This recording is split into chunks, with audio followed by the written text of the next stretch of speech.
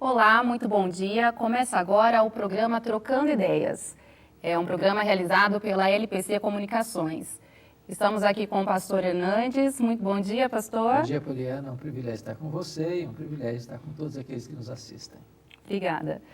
E hoje o tema do nosso programa é sobre como superar as tragédias da vida. Estamos agora vivendo um momento aí bem trágico, né, com essa guerra na Síria, uma guerra que já dura 2 anos e, segundo as Nações Unidas, até agora já foram 70 mil mortos. Um grupo de ativistas informou que até agora já foram 120. Então, uma tragédia aí que vem trazendo muitos problemas aí para todo mundo que está acompanhando. Tivemos também um problema no ano de 2010, no Haiti, onde cerca de 150 mil pessoas morreram num terremoto.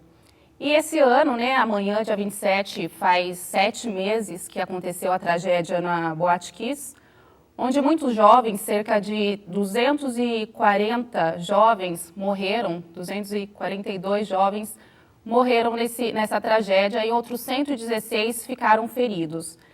E, pastor, é um problema bem grande esse, porque as mães perderam os filhos jovens, filhos que estavam na universidade. Como que faz para superar, né? É uma dor muito grande, né, pastor? É verdade. As tragédias, Poliana, elas são uma realidade muito presente na história do homem. Desde o começo da história humana, que tragédias têm se abatido sobre a vida do homem, da família, das nações. E as tragédias mexem mais conosco quando elas se aproximam da gente. Por exemplo, muita gente hoje apenas lê nos noticiários essa guerra na Síria, onde rebeldes e governo se enfrentam, e trazendo tanto sofrimento, tanta dor, mas está tão distante que muita gente passa batido por isso. O terremoto que abalou o Haiti, arrasou a capital do Haiti, mexeu por um momento, mas os nossos olhos não estão contemplando isso todo dia, toda hora, e a gente vai levando a vida e não se lembra mais. Essa tragédia que aconteceu com os jovens da cidade de Santa Maria, na Boate Kiss, abalou um pouco mais o Brasil, porque a gente sente que está na nossa terra, no nosso território, e agora é muito diferente quando a pessoa está vivendo esse drama. Quando as mães, quando os pais, quando os avós, quando parentes, quando amigos perdem pessoas allegadas. A história continua para todo mundo, mas para essas famílias a história nunca mais vai ser a mesma. Então há pessoas que superam esses dramas, há outras que nunca superam. Elas são cicatrizadas, elas são carimbadas a vida inteira. Elas não conseguem se reerguer, não conseguem sair desses escombros emocionais, dessas tragédias que não apenas atingem estruturas e pessoas, mas que desconstroem essas pessoas lá por dentro. Pais, mães que vivem esse drama e talvez vão chorar essas dores o resto da vida. Sim. E além dessas tragédias, né, de fenômenos naturais, de tragédias de guerra, de guerras políticas, a gente tem também a questão da violência, né, pastor? Que todos os dias, né, são balas perdidas, mães que perdem os filhos também por uma bala perdida, um assalto. E fica a revolta, né? Muitas pessoas não conseguem superar a raiva desse bandido, dessa pessoa que atirou e tirou a vida de um ente querido. Não conseguem principalmente perdoar. Como que fica, pastor? Porque essa questão da gente não conseguir perdoar é uma coisa que é difícil, né? É um ponto muito difícil, sabe, Poliana? Às vezes a tragédia ela é fruto de um descaso, às vezes de uma política governamental mais séria. Poderia se tratar aquele problema preventivamente, poderia se resolver, por exemplo, o índice de violência. Você pega a cidade de Nova York, que é uma metrópole cosmopolita, por a postura do governo, a violência foi praticamente debelada. Você vê outras cidades onde por uma ação política a coisa foi resolvida. Agora, no Brasil, a gente percebe que há pouco interesse das autoridades políticas em resolver essas questões da violência urbana, da questão do tráfico de drogas, da questão do roubo, dos assaltos. Agora, as pessoas que sofrem as consequências dessa violência são marcadas, e algumas delas vão sendo sepultadas junto com seus mortos. Outras vivem o drama da mágoa, como você disse, e não conseguem superar. O perdão é uma arma poderosíssima para a cura interior, para a libertação da alma. Eu vivi um drama desse, sabe, Poliana? Eu perdi um irmão assassinado com 27 anos. E a dor é avassaladora. A minha mãe quase enlouqueceu. Porque quando você perde um filho, um irmão, um parente, por doença natural, é a dor do luto, e só a dor do luto. Mas quando você perde alguém saudável, cheio de sonhos, cheio de vida, porque alguém foi lá, às vezes cruelmente, às vezes covardemente, friamente, ceifou a vida de um parente seu, de um ente querido seu, além da perda, você tem que lidar com o sentimento da revolta, da mágoa. E eu quero dizer para você que Deus me deu a graça de perdoar. E foi porque eu perdoei é que eu consegui sobreviver. Porque quem não perdoa não sobrevive. Mantém-se vivo, mas se sepultou junto com o seu ente querido. E a vida se torna uma desgraça, uma tragédia. A ferida não se fecha, a dor não se alivia. Então o perdão é o remédio de Deus para curar essas feridas e para superar essas tragédias. Sim. A gente tem uma pergunta aqui do Rafael, de Campinas. Muito obrigada, Rafael, pela sua pergunta. E aqui ele pergunta que a gente tem dificuldades, né, quando o ente querido vai embora. E ele vê que as pessoas normalmente começam a questionar Deus e perguntando, né, o porquê isso ou porquê aquilo. E ele está falando assim, como que podemos lidar com isso, já que Deus tem todo o controle em suas mãos? E ele falou que às vezes ele tem dificuldade em dizer isso para alguma pessoa que perdeu um ente querido. É verdade. Obrigada, Rafael. A fase do luto, Rafael, tem diversos aspectos. Primeiro é a negação do fato, depois é a revolta por que aconteceu. Perguntando, Deus, mas por quê? Por que comigo? Por que agora? Por que desse jeito? Por que tem tanta gente bandida aí que está vivendo 80, 90 anos, e meu filho, meu parente, uma pessoa tão boa, tão necessária para a família, para a sociedade, foi levada, foi ceifada. E esse sentimento, ele é natural do ser humano. Agora, nós precisamos chorar o nosso luto, e nós precisamos nos levantar do nosso luto. A vida precisa continuar. E Deus, só Deus pode nos dar forças para superar essa dor. É claro que Deus está no controle de tudo. E se Deus me permite passar por um drama pessoal, por uma perda tão importante como a vida de um ente querido, Deus vai instrumentalizar essa perda, esse drama, para que eu seja, daqui para frente, um canal de consolo para outras pessoas que estiverem passando pela mesma situação. Então, até os dramas da vida são pedagógicos na nossa história. Tá ótimo, pastor. Estamos finalizando agora o primeiro bloco e voltamos daqui a pouco. Até daqui a pouquinho, depois do intervalo.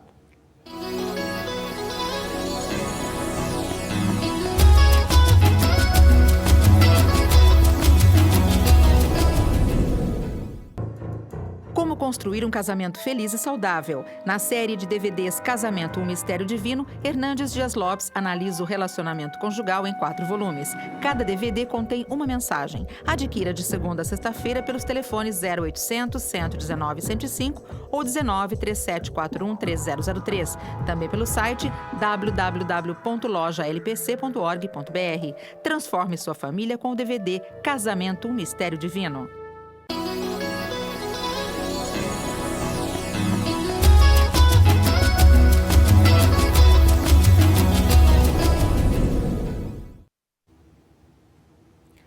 Voltamos agora aqui para o segundo bloco do Trocando Ideias e o tema de hoje é como superar as tragédias da vida. Pastor, a gente tem um exemplo da Bíblia, né, sobre a história de Noemi, que perdeu os 2 filhos e também o marido. E como que foi para ela superar tudo isso? A Bíblia está cheia de histórias interessantes de gente que superou os seus dramas. Você tem a história de Jó, que perdeu seus 10 filhos num único acidente. Você tem a história de Noemi, que foge da sua terra em busca de sobrevivência. E ela leva a sua família, juntamente com seu marido, Elimeleque, Malom e Quilion, para Moabe. E lá eles enfrentam a enfermidade, a morte, o luto. E Noemi ficou sem marido, sem filhos, viúva, velha, pobre, em terra estrangeira. Aí teve a questão da Ruth, né? Que acompanhou, foi com ela. Mas, a sogra. O que é mais importante, Poliana, é que ela, na época, ficou amargurada mesmo. Amargurada com Deus, inclusive. E ela atribuiu a Deus o drama que ela viveu. O grande aspecto é que, naquela tragédia toda, Deus estava escrevendo um dos mais bonitos capítulos da história da humanidade, não apenas de Noemi. Porque a sua nora que a acompanha vai se tornar a mãe daquele que seria o avô do grande rei Davi. E Ruth, mais tarde, vai ser incluída na genealogia do próprio filho de Davi, o Messias, Jesus Cristo, o nosso Salvador. Em outras palavras, quando Deus nos permite passar, Poliana, por uma tragédia, Deus vai usar essa situação para escrever uma história belíssima no futuro. Não existe acaso, não existe determinismo, existe uma providência, às vezes carrancuda, mas no meio dessa providência carrancuda existe uma face sorridente, a face sorridente de Deus, que vai instrumentalizar aquela dor para ser uma fonte de consolo para milhares de pessoas dali para frente. Esses dias eu tive uma experiência, né, que eu assisti uma palestra de uma mãe que perdeu um filho, foi num assalto. Uma mãe, ela é aqui de Campinas, o filho na época tinha 18 anos e ele levou um tiro. E na época ela ficou com muita raiva, né, do assaltante, e ela demorou cerca de 5 anos para superar e depois ela perdoou. A partir desse momento ela começou a dar palestras em escolas, em igrejas, para contar a experiência dela. Então, muitas vezes ela também se perguntou sobre isso. Por que Deus, né? Por que aconteceu isso comigo? Mas hoje ela ajuda muitas outras mães, muitas outras famílias que perderam entes queridos a superar esse trauma. Há um texto na Bíblia, Poliana, 2 Coríntios, capítulo 1, versículo 3 e 4, que diz que é Deus quem nos conforta em toda a nossa tribulação, para que nós possamos consolar outros que estiverem passando pelas mesmas angústias. Então, nós somos consolados para nos transformarmos em consoladores. E pegando uma carona na sua experiência, eu assisti um filme fantástico ontem, Marta e Maria, Unidas pela Esperança. É a história de uma mãe que viu o filho na adolescência, pré-adolescência, enfrentando problemas de vício de computador, de joguinhos, e passando um problema na escola. Essa mãe, por não ter sido acompanhada de perto pelo seu pai quando era criança, tomou atitude radical. Falei, eu vou levar meu filho para a África e vou passar com ele 6 meses na África. Vou investir na vida dele, ficar perto dele, tirá-lo desse mundo virtual perigoso. E ela foi, o filho amou a viagem, e nessa viagem esse menino contrai malária, foi picado por um mosquito. E não deu prazo de socorrer o filho. Quando estava chegando com ele no hospital, ele já estava desmaiado e ele morreu na mesa. Essa mãe sofreu muito e ela volta para o Brasil e ela descobre que essa outra amiga, Marta, tinha um filho já formado na universidade, que foi para a África também e que morreu de malária. E essas duas mulheres se unem para entrar no Senado americano, para buscar ajuda, para socorrer milhares, milhões de pessoas que morrem na África de malária. Ou seja, o sofrimento uniu essas duas mulheres e a esperança de ajudar milhões de pessoas fez dessa dor delas uma plataforma para socorrer milhões de pessoas lá na África que morriam e morrem ainda hoje por malária. As grandes causas, Poliana, sociais, de ajuda humanitária, vieram de pessoas que passaram pelo drama do sofrimento e da dor, que transformaram esse drama numa plataforma, num instrumento para ajudar outras pessoas nas mesmas situações. Deus usa a experiência, né, para depois, através do propósito dele, né, levar essas pessoas para ajudar outras. Verdade. E talvez as pessoas que estão nos assistindo pudessem refletir um pouquinho sobre isso. Se a gente pegar a nossa dor para ficar curtindo só a nossa dor, nós vamos perecer. O Viktor Frankl, o pai da logoterapia, tem um livro fantástico, ele diz O Sentido da Vida. Ele foi um judeu preso no campo de concentração nazista. E ele disse uma coisa lindíssima, ele disse assim, as pessoas que tentaram sobreviver nos campos de concentração nazista morreram. As pessoas que usaram aquela circunstância trágica para ajudar outros a sobreviverem, sobreviveram. Ou seja, quando eu curto a minha dor, eu pereço. Quando eu transformo a minha dor num instrumento para ajudar outras pessoas, eu sobrevivo. E também falando sobre as histórias da Bíblia, e a gente pode trazer isso para a nossa realidade, no caso das mulheres, né, das esposas que também perdem os maridos através de uma traição, né, e levam por muitos anos essa dor. Como que também, como superar isso, pastor? Ok. Eu acho, Poliana, que toda tragédia pessoal, seja uma traição conjugal, seja uma decepção amorosa, seja uma perda financeira, alguém de má fé te prejudicou, seja alguém que te botou para trás, ou você foi uma pessoa que foi abusada na infância, tudo isso dói muito. Nós não podemos dizer, não dói, vira essa paz, nós não somos uma máquina. Nós temos sentimentos e nós somos um ser muito complexo. Porém, Deus nos ajuda a superar. Não importa o tamanho da dor, a graça de Deus pode curar, a graça de Deus pode restaurar, a graça de Deus pode conceder força para o perdão. E quando nós perdoamos, nós somos libertos.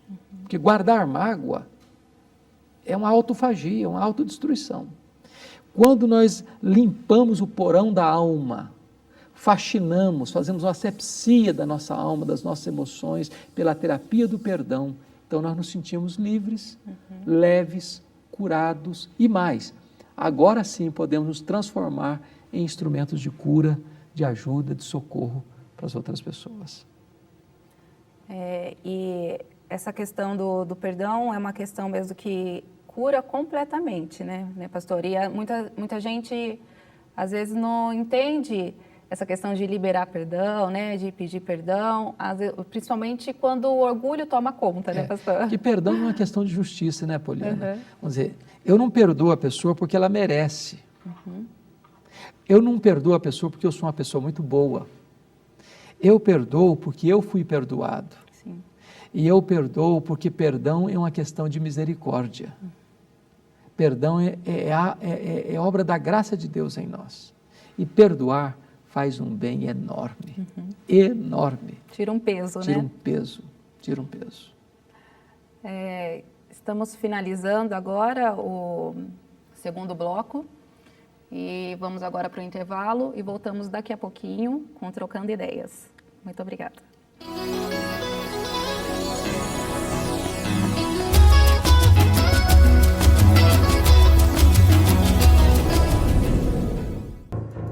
Como construir um casamento feliz e saudável. Na série de DVDs Casamento, um Mistério Divino, Hernandes Dias Lopes analisa o relacionamento conjugal em 4 volumes. Cada DVD contém uma mensagem. Adquira de segunda a sexta-feira pelos telefones 0800 119 105 ou 19 3741 3003. Também pelo site www.lojalpc.org.br. Transforme sua família com o DVD Casamento, um Mistério Divino.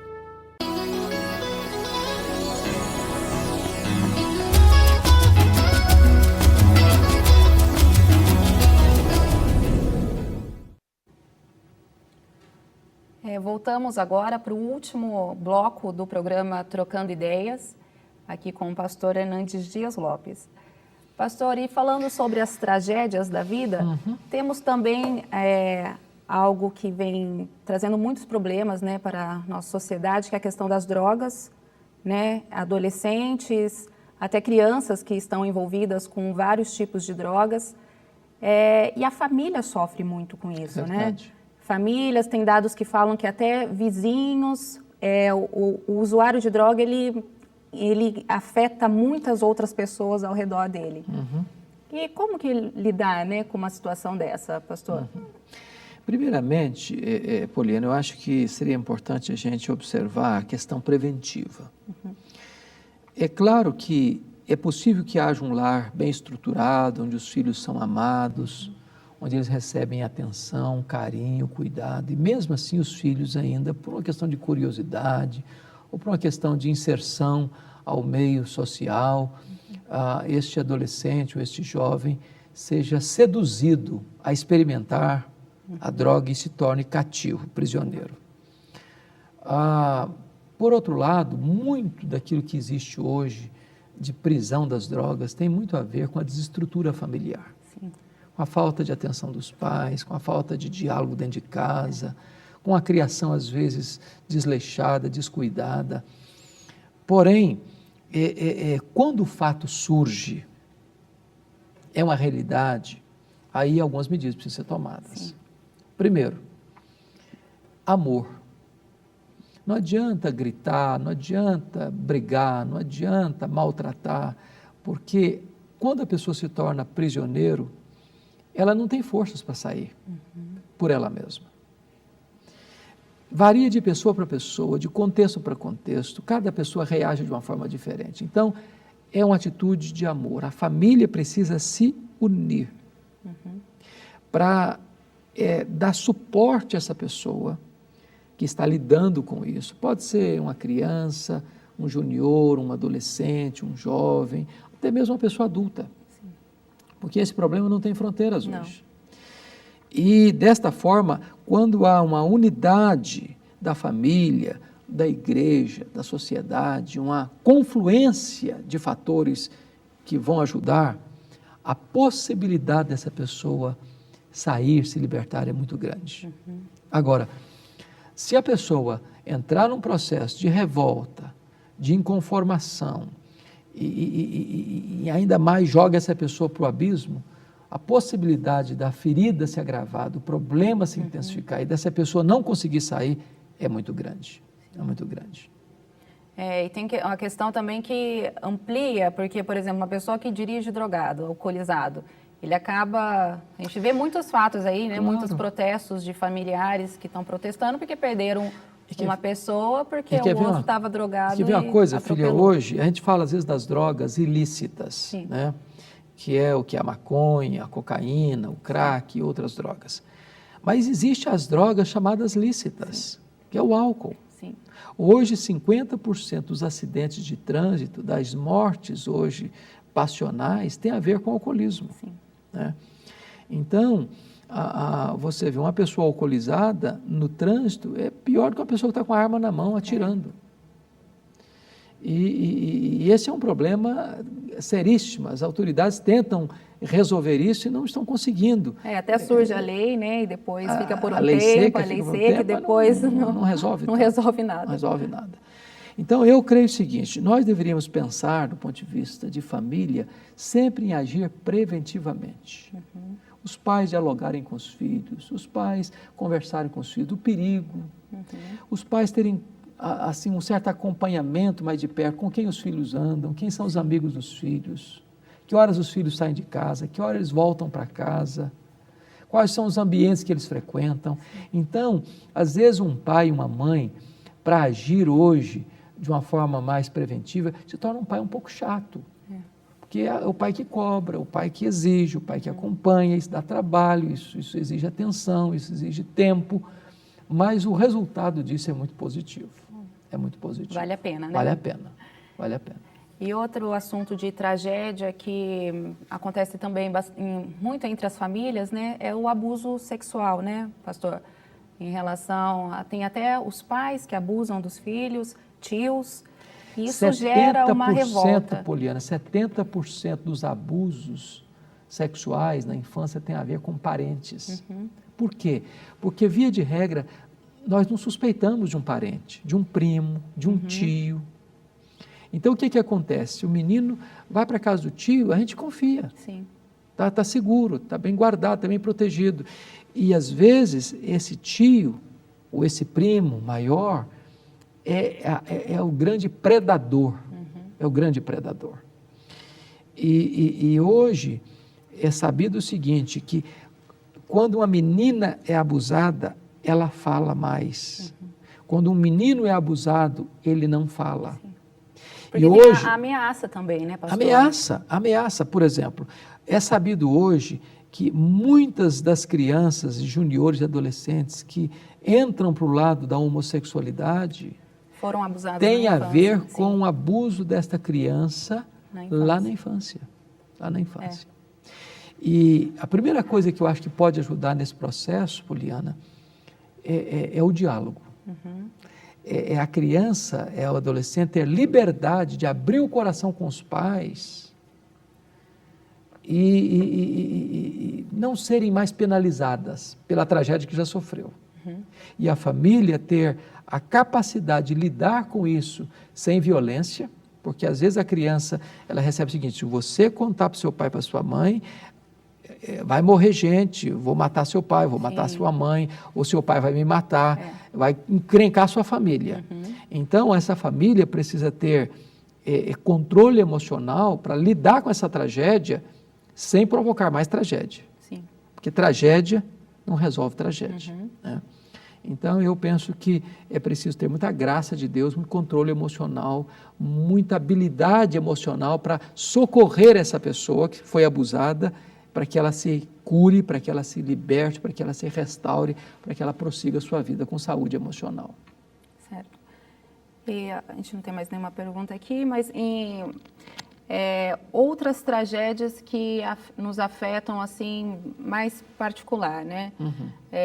Tem questão também do abandono de um pai que foi embora, deixou toda a família, trocou os filhos que se sentem desprezados pelo pai que foi embora com outra mulher. Então, tragédias que também... As tragédias familiares estão todo dia, toda hora acontecendo. É o abandono do marido ou da esposa, é o abandono dos filhos, é o abandono dos velhos, dos asilos, dos pais, que agora já são descartáveis.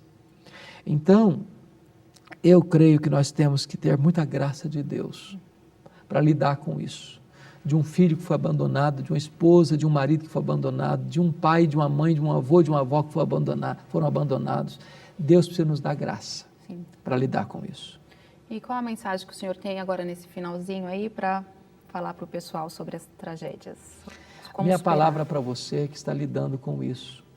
Talvez você que foi abusado na infância, ou você que foi abandonado pelos seus pais, ou você que foi abandonado pelo seu cônjuge, ou você que foi traído por um amigo, você que está passando por uma tragédia pessoal muito grave. Eu sei que não há forças humanas para lidar com isso. Mas eu quero dizer para você que em Deus você vai encontrar força. Deus é o refúgio, Deus é o abrigo. Nos braços de Deus você vai encontrar abrigo, você vai encontrar cura, você vai encontrar consolo, você vai encontrar paz, você vai encontrar forças para se reerguer das cinzas e prosseguir a sua jornada. Deus abençoe seu coração, Deus abençoe sua vida, Deus abençoe sua família. Obrigada, pastor. Estamos finalizando agora o programa Trocando Ideias e até a semana que vem. Obrigada, pastor.